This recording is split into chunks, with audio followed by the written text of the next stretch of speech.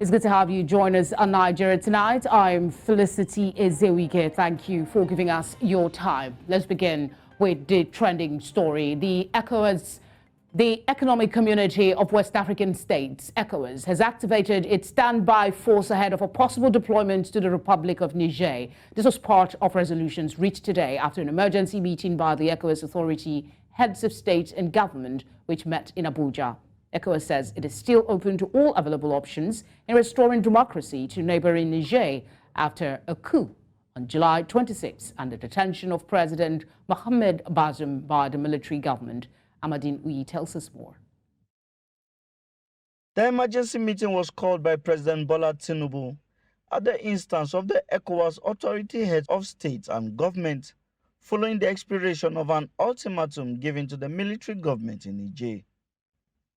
President Tinubu informed those present that the crisis in the neighboring West African country poses a threat to member states of the regional bloc.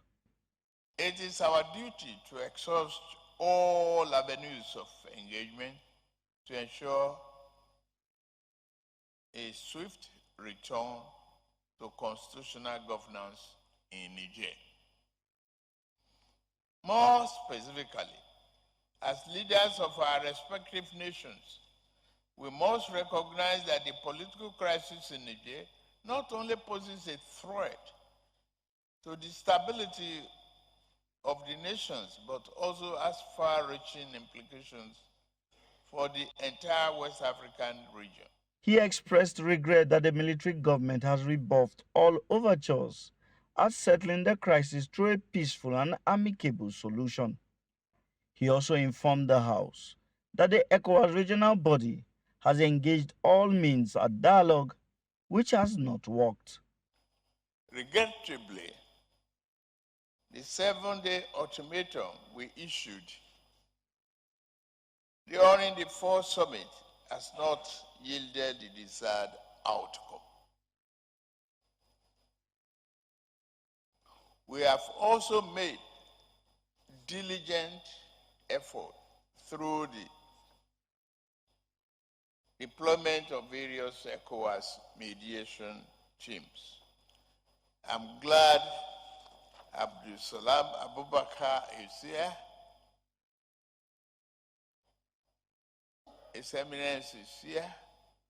Baba Kanogingibe is here to give you the report and their observation during the intervention. I must, on behalf of every one of you, show gratitude to them. Shortly after his speech, the authority of heads of state, including presidents not in the regional bloc, which attended the meeting, and representatives of the African Union, including diplomats in attendance, all went into a closed-door session. After their emergence, the resolutions reached, which was contained in their communique, was read out. This summit is a testament to the power of collaboration and unity. We have reaffirmed our commitment to the people of Niger and to the progress of our entire ECOWAS community. We will continue with that. And you will see from the communique of this extraordinary summit that no option is taken off the table, including the use of force as a last resort. Force all measures, in particular border closures and strict travel bans and assets freeze, on all persons or groups of individuals whose actions hinder all peaceful efforts aimed at ensuring the smooth and complete restoration of constitutional order. Further call on all partner countries and institutions, including the United Nations, to support ECOWAS in its effort to ensure a quick restoration of constitutional order in conformity with its normative instruments.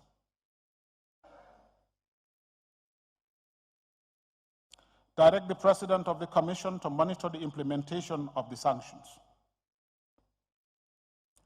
direct the Committee of the Chief of Defense Staff to activate the ECOWAS standby force with all its elements immediately. With the regional standby force now activated, citizens will be counting their fingers ahead of a possible deployment. Amadin reporting for News Central. To get some more clarity on this development, we're joined by Hassan Stan-Labo, a retired colonel of the Nigerian Army.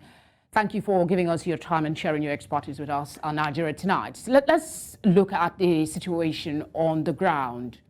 There's been appeal, but ECOWAS has gone ahead and ordered that there be a standby force to restore constitutional order in Niger Republic. All the councils seem to have not done much to sway the body. What is your understanding of the resolution announced today? Is it a call for war? Thank you very much. The resolutions as announced today, I would say it's in furtherance of the diplomatic initiative that should actually be taking place. I'm happy to know that no option has been taken off the table. And so as we keep on with the diplomatic initiative on ground, we all know that the military option remains the last resort. Okay, fine. ECOWAS has asked the Committee of Chief of Defense Staff to activate the standby force, which fine is a good deterrent move, of course, with all the necessary actions that will go into the activation. It sends the right signals, to the junta. One thing should be quite clear to us all. The Nigerian situation is highly multifaceted, is multidimensional, and it comes with what I would call a web of intricate interests, from all stakeholders involved.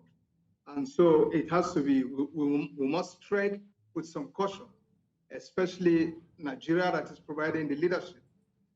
We must expect that the right leadership is provided, and we must expect that ECOWAS takes all the right steps that is expected to be taken. As a matter of fact, we are all aware that the junta is proven to be very tough, and it calls for a lot of patience and a great deal of diplomacy. We must also engage non-state actors in seeing that we're able to, who will make up further emissaries that might be sent to them. Colonel, there's a part of the question that you haven't touched on.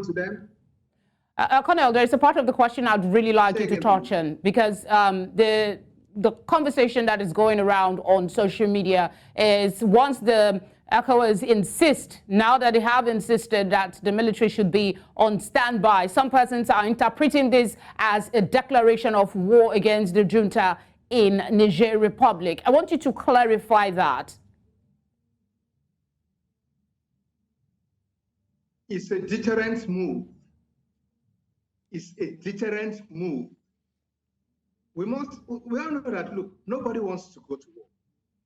In fact, the global economic situation today, as it affects nation states globally, how many countries are comfortable enough to go into war? Take Nigeria, for example, with all our local issues on ground here. Are we sure economically we are buoyant enough to open yet another front? Okay, I'll interrupt again, sir, because I will interrupt again, sir, because there are other issues I'd like you to speak on. You've said that it is a deterrent move, not a declaration of war. Let's come home and look at the situation with our Senate. Nigeria's Senate had rejected President Tinubu's earlier request for military deployment. Where does that leave us? Can any military intervention occur without Nigeria's participation? When the chiefs are down, probably the Senate might reconsider its position, but the fact remains that Section 5 of the Constitution does not allow Nigeria to pull out to war if the Senate does not approve it. Okay? And definitely that does not stop our leadership role in ECOWAS, and it does not stop us from still talking tough as a deterrent measure to ensure that the right step is taken. We must understand that the entire end state of ECOWAS is to see to the restoration of democratic institutions and democracy in Niger Republic.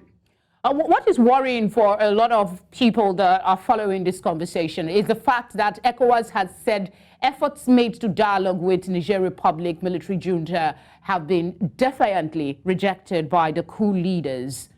But then you have somebody like the former emir, Sanusi, speaking to State House correspondents after meeting with the president on Wednesday and saying he went on a peace mission on his own because he understood his role as a leader. And where other envoy failed to make effort, he was able to reach the junta and have a meeting with them. But there's something he said that I'd like to get your thought on. He said that any resolution to the conflict, to the situation, I beg your pardon, requires efforts beyond what government is doing at the moment. What efforts do you presume he is referring here? Because when ECOWAS say they've put dialogue on the table and it doesn't seem to be working, what do you think Sanusi is doing? That was why I talked about we utilizing such tools as non-state actors. Okay, we must use non-state actors. The situation in which we find ourselves now is such that we cannot restrict certain roles being played only by institutions that are related to ECOWAS or to AU or whatever. We must also be ready to use non-state actors who have the clout to penetrate.